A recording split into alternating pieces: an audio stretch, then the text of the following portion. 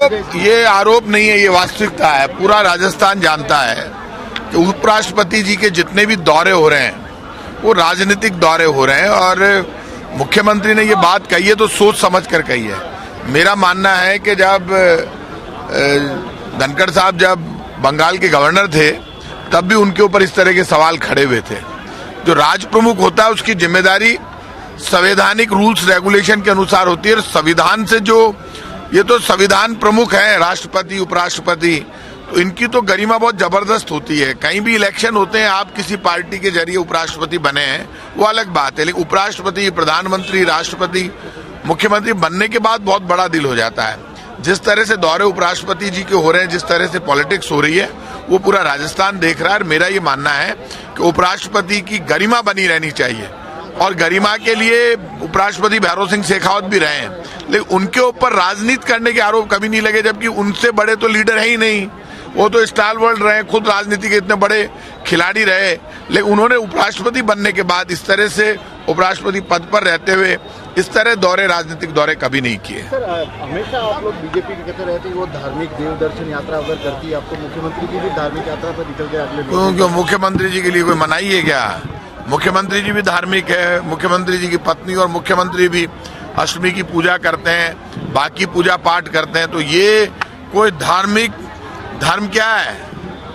जन कल्याण और विकास के रास्ते पर जो अपने प्रदेश को और देश को मजबूती के लिए काम करे, वही धर्म का रास्ता है। और उस रास्ते पर मुख्यमंत्री और राजस्थान की कांग्रेस की सरकार चल रही है, और हमारा तो काम बोलता है। अब तो बात क्लियर हो गई।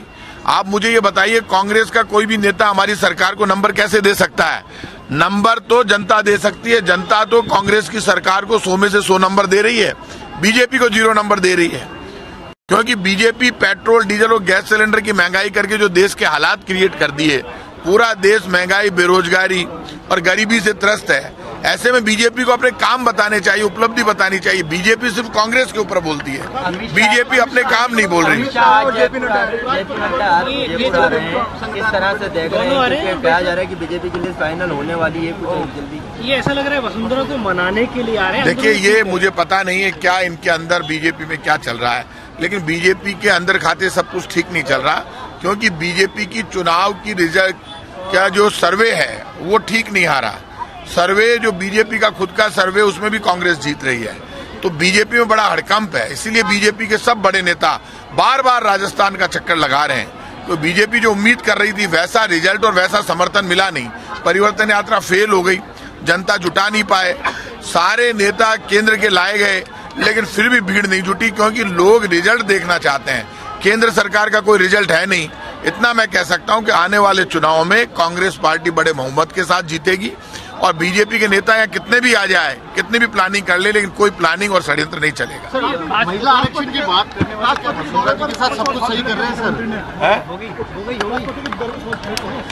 सर, महिला आरक्षण की बात करने वाले क्या वसुंधरा जी के साथ सही कर रहे हैं उस पार्टी में, आपको लग रहा है? ये बात आपने सही कही। महिला आरक्षण की बात करने वाली बीजेपी ना तो महिलाओं को आरक्षण दे रही है, और इनकी जो महिला नेता हैं उनको साइडलाइन कर रही है। तो इनकी एस्टेब्लिश महिला नेता वसुंधरा जी को जिस ढंग से किनारे किया गया है, उससे स्पष्ट हो गया जिस तरह से महिला आरक्षण बिल को किनारे किया, वैसे ही वसुंधरा जी को भी बीजेपी ने किनारे कर दिया।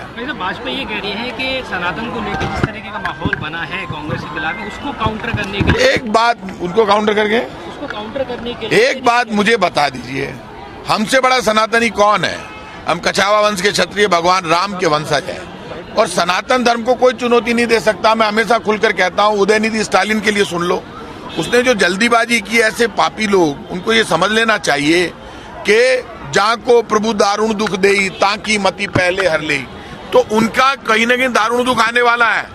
भगवान राम और कृष्ण के लिए सनातन तो आज जन्मा है, कभी जन्म तोड़ना हुआ है। सनातन तो जब से ब्रह्मांड बना तब से है। सनातन तो सबसे प्यार की, प्रेम की, समानता की बात करता है। सनातन धर्म नफरत की बात नहीं करता, किसी धर्म से टकराव की बात नहीं, जो सबके लिए है, जो पूरे ब्रह्मांड के लिए है। भगवान कृष्ण ने गीता में क्या कहा? अर्जुन, ये पूरा ब्रह्मांड मेरे से है। कहीं उन्होंने धर्म की बात नहीं की कि ये धर्म मेरा है, ये पराया। उन्होंने कहा सब कुछ मेरा है। ये जीव जंतु, पशु पक्षी, ये सूर्य, चंद्रमा, सब धरती, सब अपना बताया।